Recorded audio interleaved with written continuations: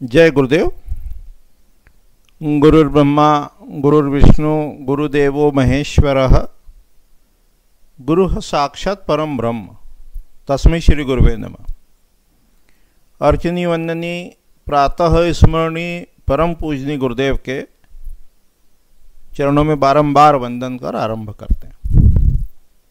Philosophy को देख रहे हैं और फिलोसॉफी के अंतर्गत अपने यहाँ जो प्रसिद्ध फिलोसॉफी है वो 6 हैं, उनको षड दर्शन कहते हैं। फिलोसॉफी यानी दर्शन, उनको कहते हैं न्याय, वैशेषिक, सांख्य, योग, कर्म, मीमांसा और वेदांत। इन सब के ग्रंथ होते हैं। जैसे न्याय के जो ग्रंथ हैं उनको अपर तर्क संग्रह इत्यादि कहते हैं। वैशेषिक के ग्रंथ हैं, सांख्य के हैं, योग के हैं, कर्म मीमांसा के हैं। कर्म मीमांसा के 2 भाग हैं, पूर्व और उत्तर, और वेदांत के ग्रंथ। इसमें सांख्य को थोड़ा सा अपन समझें तो सांख्य में कहा है प्रकृति और पुरुष, 2 शब्द, 2 टर्मिनोलॉजी सांख्य में आई है। पुरुष कैसा है? वो अपरिवर्तनशील है। उसको दृष्टा कहा, उसको साक्षी कहा, उसको ज्ञाता कहा, उसको नोवर कहा।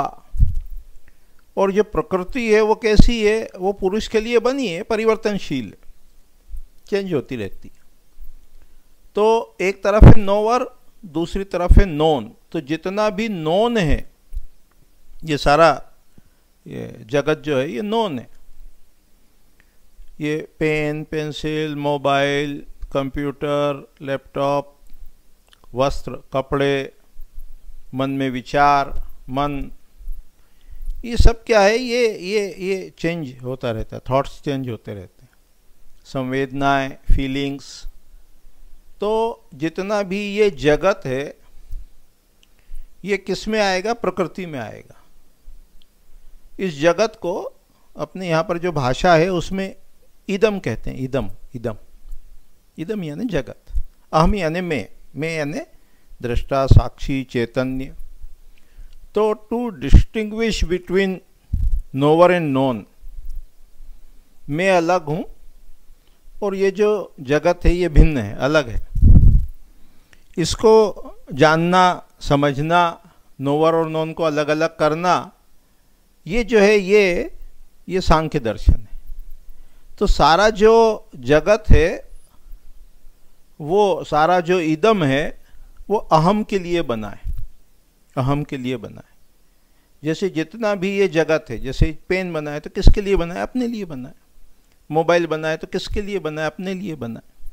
मकान है तो किसके लिए? तो अपने लिए है। तो यहाँ से शुरुआत करते हैं कि ये पेन अपने लिए बना या अपन पेन के लिए बने।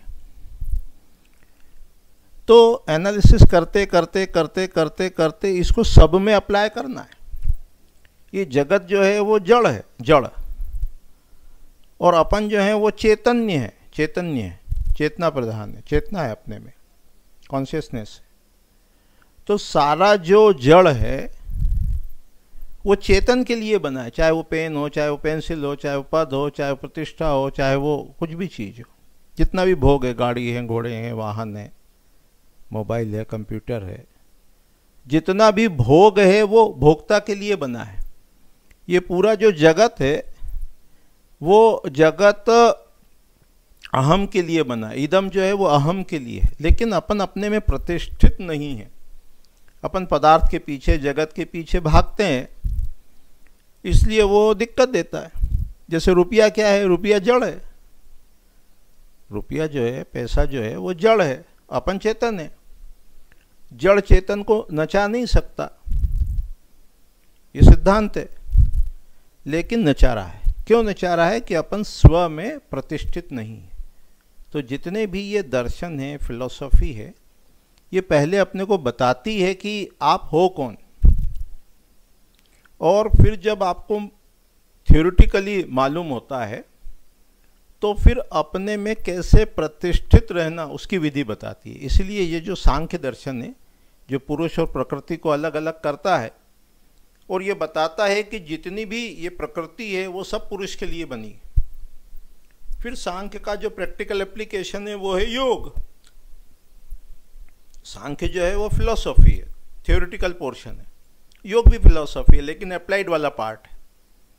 तो संक्षेप में अपन ने ये जाना to distinguish between knower and known, ज्ञाता और ज्ञेय को अलग अलग करना, ये सांख्य दर्शन के माध्यम से अपन उसको करते हैं, पुरुष और प्रकृति को। और फिर कैसे पुरुष में स्वयं में प्रतिष्ठित रहना और अपने वैभव को जानना, ये पूरी की पूरी सांख्य फिलॉसफी का उद्देश्य। इसको और थोड़ा विस्तार देंगे और वेदांतिक फिलॉसफी को अगले पाठ में, लेसन में समझने का प्रयास करेंगे। इसका अभ्यास करे बगैर नहीं होगा। केवल थ्योरी में समझने से कि वो जड़ है और वो अपने को नचा रहा है, वो काम नहीं होगा। उसका अभ्यास करना पड़ेगा, पहले डिस्टिंग्विश करना पड़ेगा और फिर उसके बाद वो दृष्टा में, साक्षी में बार बार बार बार, है ना। वो पतंजलि योग सूत्र का एक सूत्र है, अभ्यास वैराग्याभ्याम, जो अपना पाथ है उसका अभ्यास करना और जो पाथ से, रास्ते से अलग चीज़ें हैं उनसे वैराग्य करना। पतंजलि योग सूत्र में दिया है, 11वां 12वां सूत्र है पहले अध्याय का, समाधि पाद का। तो इस प्रकार से अभ्यास करते। तो ये संक्षेप में अपन ने सांख्य दर्शन को समझने का प्रयास किया। आगामी पाठ में विषय को थोड़ा सा बढ़ाएंगे और वेदांतिक फिलॉसफी को भी संक्षेप में जानने का प्रयास करेंगे। जय गुरुदेव, जय गुरुदेव।